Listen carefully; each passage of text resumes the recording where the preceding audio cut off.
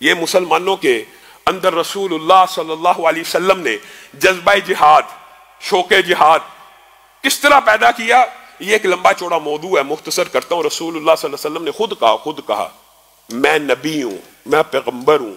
आपको पता है ना, सैयद वुल्दे आदम है, खत्म नबूवत का ताज सर पे है, और ख्वाहिश क्या कर रहे हैं, मैं मोहम्मद सल्लल्लाहु अलैहि वसल्लम की ख्वाहिश है कि मैं शहीद किया जाऊं और फिर मैं जिंदा हूं, फिर मैं शहीद किया जाऊं, फिर मैं जिंदा हूं, फिर मैं शहीद किया जाऊं।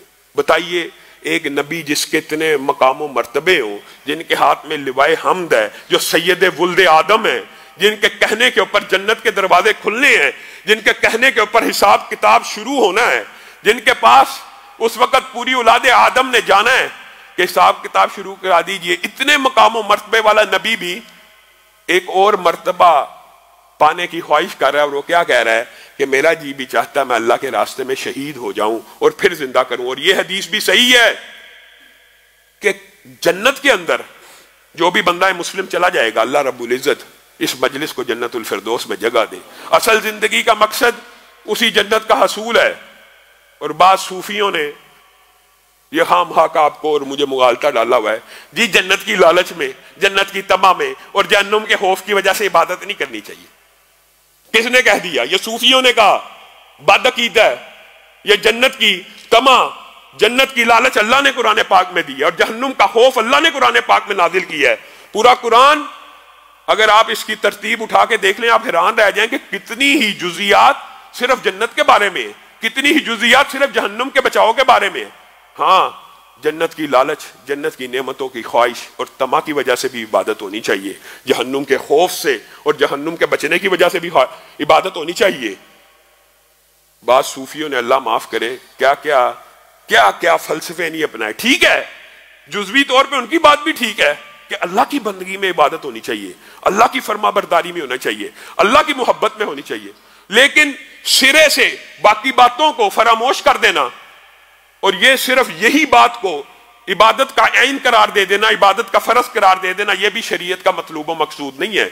शरीयत मुकम्मल एक ज़ाब्ता है, मुकम्मल एक मुनज़्ज़म फिक्र है जो मुकम्मल ज़ाब्ता हयात देती है। इसीलिए रसूलुल्लाह सल्लल्लाहु अलैहि वसल्लम ने, और ये जो हदीस मैं आपके सामने रख रहा हूं कि हर बंदा जो जन्नत में चला जाएगा वो कभी भी, कोई बंदा, ये सही हदीस है, अल्लाह हम सबको जन्नतुल फिरदौस में जगह अता फरमाए। अल्लाह अगर कोई यौम किताबत तकदीर में जहन्नमी यहाँ पे लिखा भी हुआ है, उसको भी जहन्नुम से आजाद फरमाए। यही जिंदगी का मकसद है, यही असल जिंदगी का खुलासा है। अब कोई जन्नत में चला जाएगा, सही हदीस के अल्फाज हैं, जन्नत में जाने के बाद कोई जन्नती ये ख्वाहिश नहीं करेगा मैं जन्नत से निकल जाऊं, कोई जन्नती ये ख्वाहिश नहीं करेगा। जन्नत मिल गई, बड़ी मेहनत, स्ट्रगल, आजमाइशों, जिंदगी की तकलीफों के बाद, मौत की सख्तियों के बाद, कब्र अशर के बाद मिलती है, तो इंसान कोई ख्वाहिश करेगा मैं जन्नत से निकल जाऊं? कोई इंसान ख्वाहिश नहीं करेगा। लेकिन हदीस के अंदर एक लफ्ज मौजूद है इस्तिस्ना का, मगर एक रुतबा, एक मकाम जन्नत में भी ऐसा होगा जिसमें फायद होने वाले लोग जन्नत में जाने के बाद भी ख्वाहिश करेंगे कि हमें दुनिया में वापस भेज दिया जाए। अल्लाह अकबर। वो कौन लोग होंगे?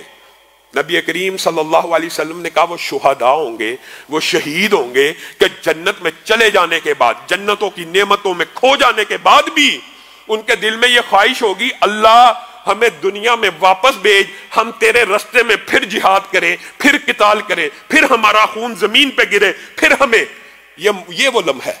ये किस लिए अल्लाह से ये मुतालबा करेंगे जन्नत में जाने के बाद? उसकी एक वजह है, मुहद्दिसीन ने भी कुर्बान जाए उनकी हिदमात में भी कोई बात छोड़ी नहीं है।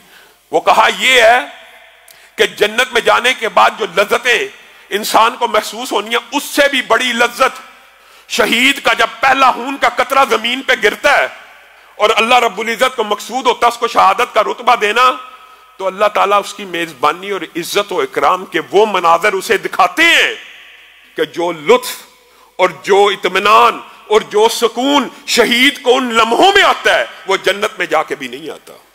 और आप ये समझते हैं कि शहीद बेचारा तड़प तड़प के मर गया, शहीद बेचारा तकलीफ में मर गया। हकीकत यह है कि बाद रवायात इस बात के ऊपर भी दलालत करती हैं कि जिंदगी के अंदर तो जो तकलीफें आएंगी सहेगा, लेकिन मौत का जो हमला उसके ऊपर होगा ना, मौत के वक्त जो उसके ऊपर तशद्दुद, जुल्म या काट या जिस तरह भी उसको नोचा जा रहा होगा, उसको उस वक्त उतनी भी तकलीफ नहीं होगी जितनी तुम्हें कीड़ी के काटने की तकलीफ होती है। तो अल्लाह रब्बुल इज्जत उस वक्त उसकी मुश्किलात, जब शहादत का रुतबा देना मकसूद हो गया, जब एक बंदे ने साबित कर दिया, अल्लाह तेरा दीन, तेरे लिए बीवी बच्चों को छोड़ दिया, घर बार को छोड़ दिया, तूने जिंदगी दी थी, तेरी अमानत थी, ले ये अमानत तुझको लुटाता हूं, तेरी खातिर दुनिया से वापस चला जाता हूं।